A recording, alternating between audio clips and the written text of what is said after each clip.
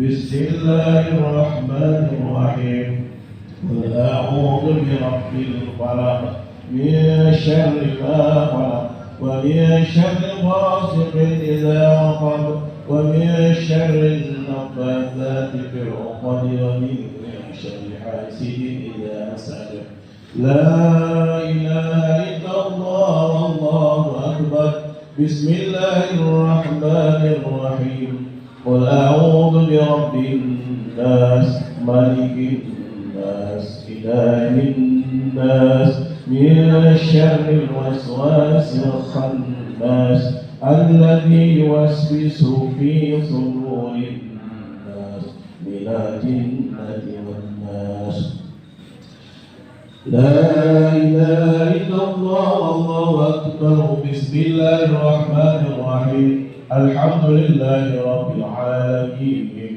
الرحمن الرحيم تفرقا مقسوما اللهم ارزقنا فهم النبيين وحفظ المرسلين وإلهام الملائكة المقربين رب اشرح لي صدري ويسر لي أمري واحلل عقدة من لساني يفقهوا قولي أما بعد.